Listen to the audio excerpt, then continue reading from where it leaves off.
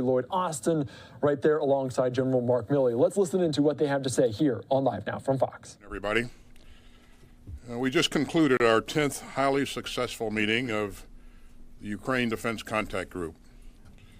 But before I get to that important work, I want to say just a few words about a troubling episode yesterday.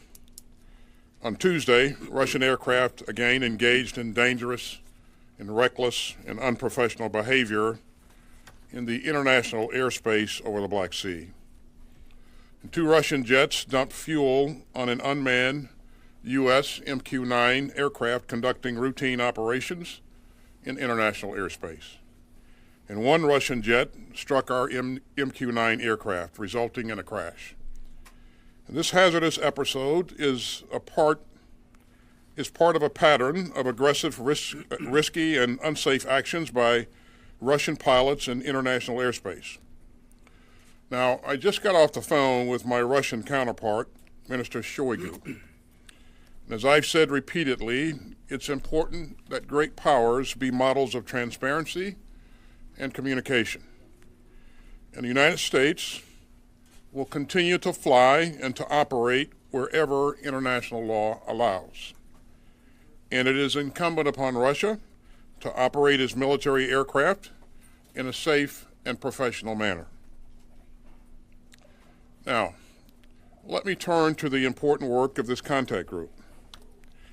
Today, our extraordinary allies and partners reaffirmed our unity and resolve in supporting Ukraine's fight for freedom.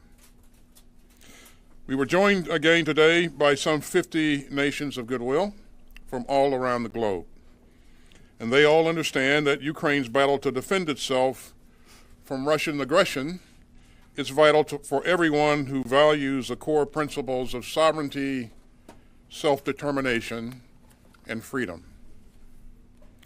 Today we were joined again by my good friend, Minister Oleksiy Reznikov. He comes to each contact group meeting with a clear message for the next steps in Ukraine's resistance to Russia's campaign of conquest. And the presentations from him and his team underscore the continued urgency of our support. This contact group has pushed hard to ensure that Ukraine can defend itself from Putin's imperial aggression. Brave Ukrainians stood firm during Russia's ground invasion with the help of their new anti-tank and anti-aircraft missiles, which contact group countries have provided. And Russia hopes to grind down Ukraine in a war of attrition. But Ukraine has been supplied by more than 40 countries. And meanwhile, Russia has had to depend on Iran and North Korea and has had to use equipment dating back to World War II. So Russia is running out of capability and running out of friends. Putin has now had a year's worth of proof that the United States and the contact group will support Ukraine's right to defend itself for the long haul. But Putin still hopes that he can wear down Ukraine and wait us out. So we can't let up, and we won't. Ukraine doesn't have any time to waste, and I heard clearly today that our fellow contact group members also know that we have to deliver swiftly and fully on our promised commitments. And that includes delivering our armored capabilities to the battlefield and ensuring that Ukrainian soldiers get the training, spare parts, and maintenance support that they need to use these new systems as soon as possible. And we'll continue to dig deep for new donations.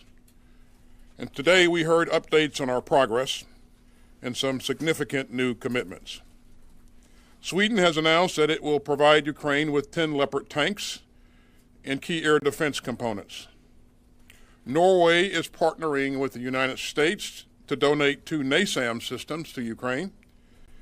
The Netherlands is making great progress in initiating new contracts to ensure that new capabilities continue to arrive on the battlefield. And I want to thank Slovenia for its latest contribution, which helps meet several of Ukraine's priority requirements, including armor. For more than a year now, far-sighted donations like these by members of this contact group have been crucial to Ukraine's fight for sovereignty. And we have provided crucial combat capabilities that Ukraine's defenders will use to further repel Russia's invasion and to exercise initiative and to create favorable conditions on the battlefield. But for Ukraine to protect its sovereign territory and defend its citizens over the long term, we must keep going. So we're going to help Ukraine sustain the tanks, the infantry fighting vehicles, and other armored vehicles that are making their way into the front lines. And we're going to continue urgently training Ukrainian soldiers on the capabilities that we're providing and on the combined arms maneuver tactics that they need to succeed. We're going to keep looking into our stocks and into our budget to resupply Ukraine throughout the year. And we're going to continue our important work in lockstep with our Ukrainian partners to maintain accountability for the security assistance that we're providing. And finally, above all, we're going to stay united.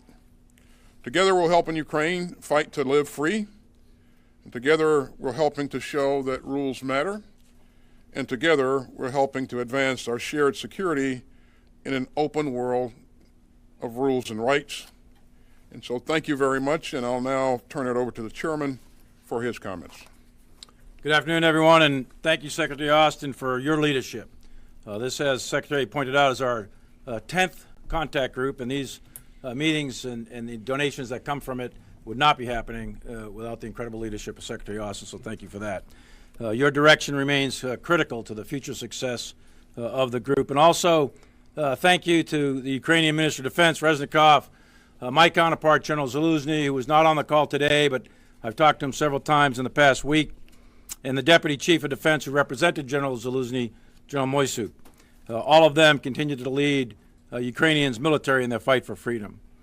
Also, thanks to all the ministers of defense and the chiefs of defense from 51 participants in today's meeting, including NATO and the European Union. They joined the meeting and they continue to provide critical support to Ukraine. Each nation is contributing what they can to ensure Ukraine has the means to defend itself against the illegal and unprovoked Russian invasion. It's been nearly 13 months since Russia invaded the sovereign nation of Ukraine. Ukraine has been independent since 1991 and has presented no threat whatsoever to Russia.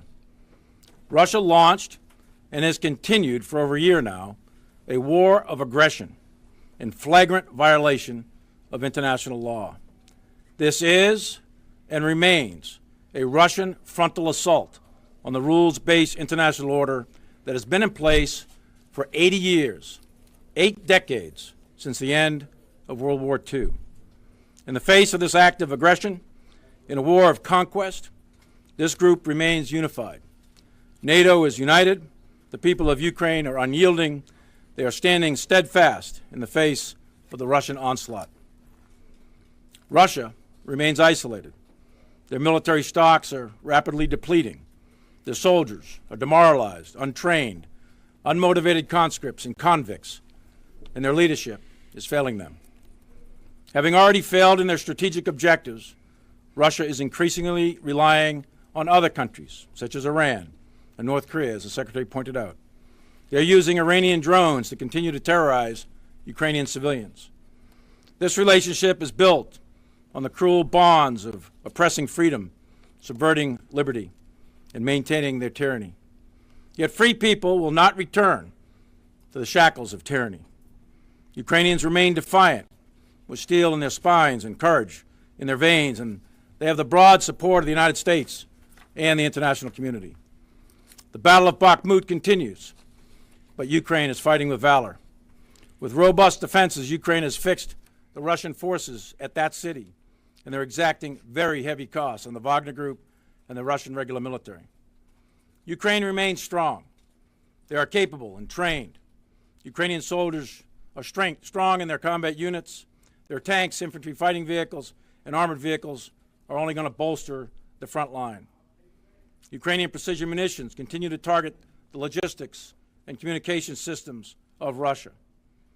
Lacking effective small unit leaders and absent the proper equipment. This is a grinding attrition warfare that Russia... You're just listening in there as the chairman of the Joint Chiefs of Staff, Mark Milley, there providing an update on that Russian jet that hit a U.S. drone, also alongside Defense Secretary Lloyd Austin. We're going to take a quick 2-minute break for some of you here on LiveNOW from Fox. Choice. Right now, there is intense fighting in and around Bakhmut, and the Russians are making small tactical advances, but at great cost. Elsewhere, the front line remains relatively static, with significant exchanges of artillery, but no significant maneuver gains by either side. Right now, as you know, there is a significant ongoing effort to build up the Ukrainian military in terms of equipment, munitions, and training in a variety of countries in order to enable Ukraine to defend itself. The increased Ukrainian capability will allow the Ukrainian leadership to develop and execute a variety of options in the future to achieve their objectives and bring this war to a successful conclusion. This is an act of brutal aggression by President Putin and the Russian military with complete disregard for human life, both civilian and military. The Russians are wantonly killing civilians in large attacks on civilian infrastructure in densely populated urban areas.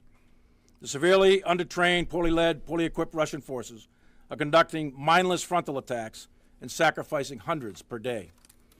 The political objectives that Putin intended to achieve 384 days ago are obvious to the world, and it should be obvious to Putin that these objectives are no longer achievable by continuing this war. And Putin can end this war, and he can end it today, and he needs to do so. Free people are not easily conquered, and the Ukrainian people are free, and they will never give up in their fight to stay free. 2 weeks ago, the United States released another security assistance package, which included HIMARS, ammunition, artillery, vehicle maintenance, and vehicles. The 9 countries have pledged over 150 Leopard tanks, for example. This group that met today is providing air defense, artillery, regular artillery, rocket artillery, armor, ammunition, and that will be critical to Ukraine's ability to continue the fight. A broad mix of air defense systems have been promised, and they will protect the skies over Kyiv and the free cities of Ukraine. Artillery and armor are going to strengthen Ukraine lines, enable their forces to synchronize fire and movement for either offensive or defensive operations. Long-range fires will challenge Russia's ability to command and control, protect, and sustain their forces. The Ukrainian soldiers wear the blue and yellow of the Ukrainian flag, but the colors of 50 other nations that met today stand beside Ukraine to support the principles of the rules-based international order, a system in place to prevent aggression and uphold the values of liberty and sovereignty. That system is what preserves the peace and provides benefit throughout the globe. As President Biden and Secretary Austin and many others, to include all the leaders of Europe, have said many times, that we will remain committed for as long as it takes. Thank you, and I look forward to your questions. Thank you, gentlemen. First question will go to Lita Baldor, Associated Press. Thank you. Mr. Secretary, you said you spoke with your counterpart. Can you give us a sense of the Russians' reaction to the call? Did they suggest to you their defense that this was an accident or intentional or that it never happened? Can you just give us a better readout of your call? And General Milley, have you spoken to your counterpart, or are you intending to do so? And do you believe, after what you've seen, that this was intentional? Is this considered an act of war? Well, thanks for the question, Lita. I won't speak for Minister Shoigu, nor will I get into the details of our discussion. I'll just reiterate that the United States will fly and operate wherever international law allows. Now, we take any potential for escalation very seriously, and that's why I believe it's important to keep the lines of communication open. I think it's really key that we're able to pick up the phone and engage each other, and I think that will help to prevent miscalculation going forward.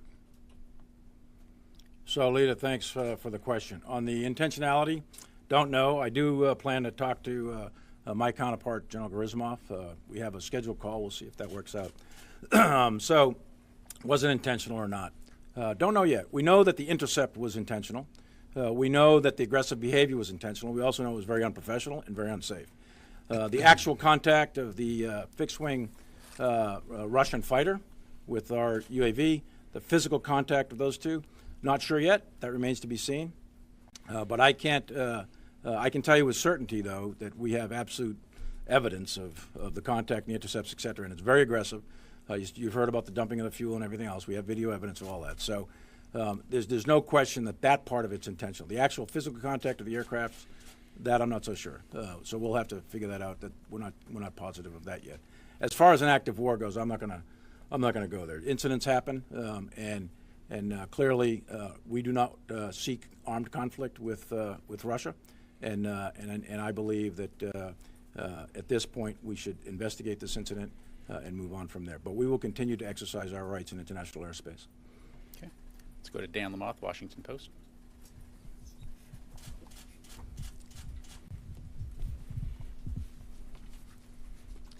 Gentlemen, thank you for your time today. Secretary Austin, announced and likely presidential candidates already have declared that Ukraine should not be an American priority. Given that the Biden administration has promised to support Ukraine for as long as it takes, are you concerned that election rhetoric could undermine support for Ukraine in Congress or with the American people?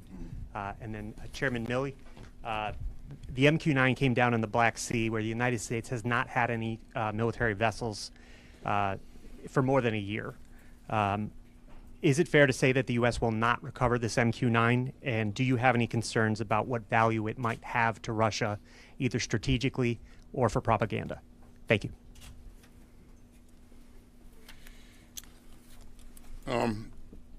Thanks, Dan.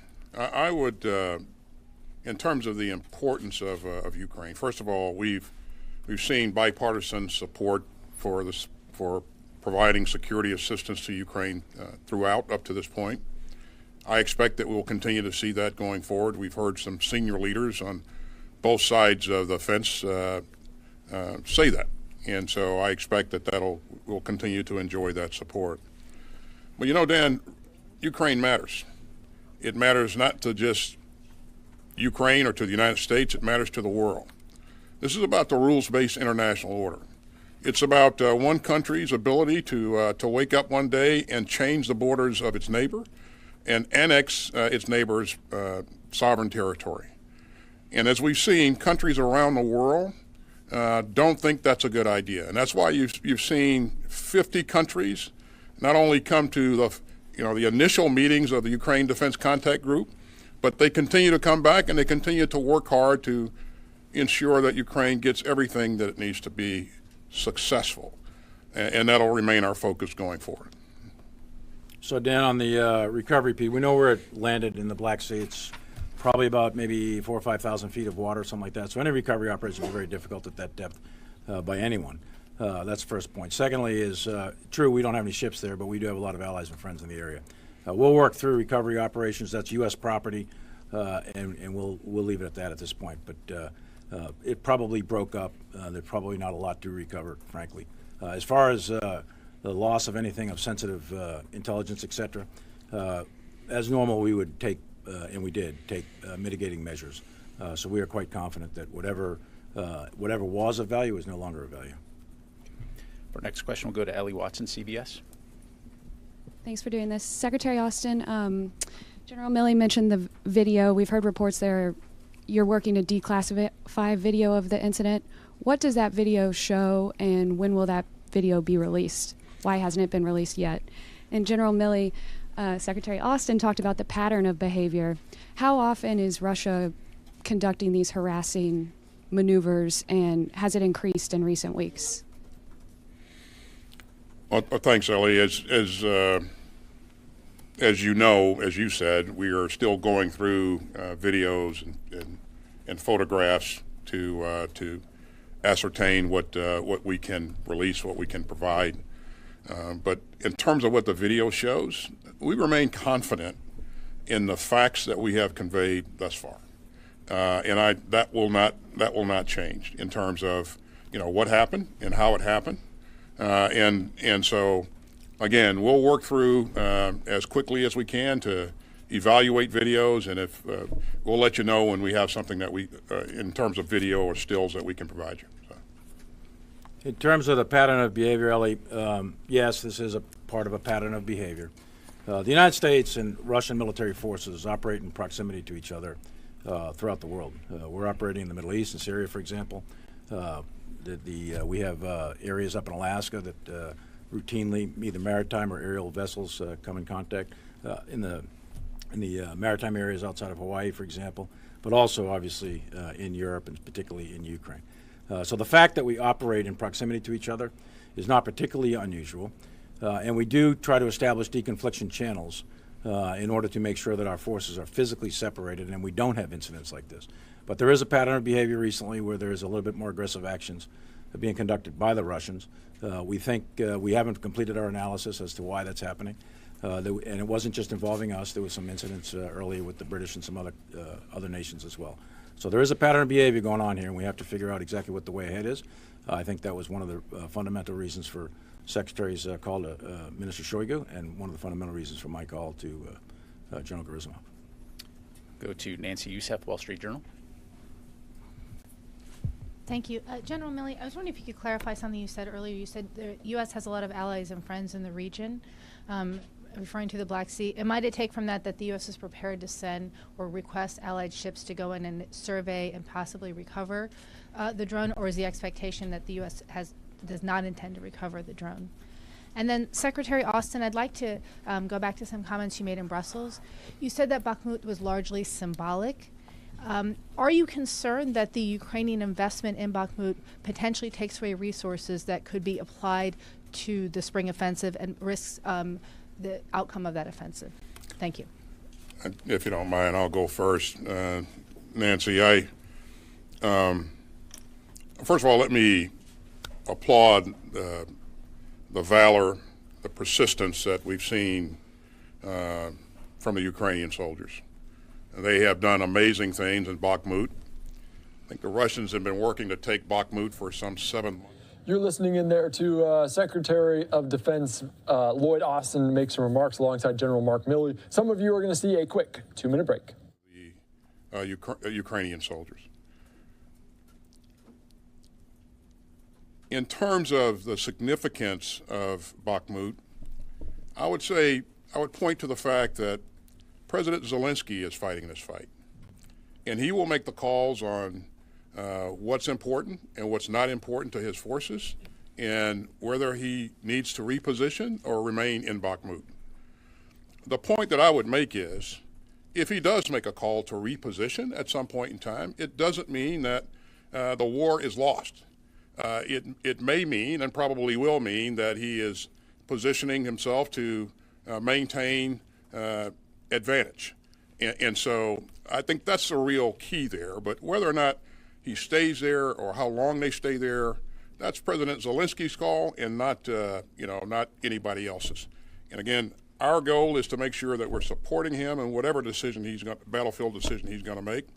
And by the way, we're generating combat power to a degree that we believe that it will provide them opportunities to change the dynamics on the battlefield at some point going forward. Whatever point that is, whatever they want to do in the future, I think the platforms, the training, the sustainment, the maintenance that we're providing, it will make a significant difference.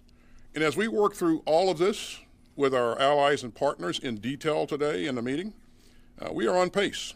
And that's in large measure due to the professionalism of our forces who are conducting the training and equipping, but also forces around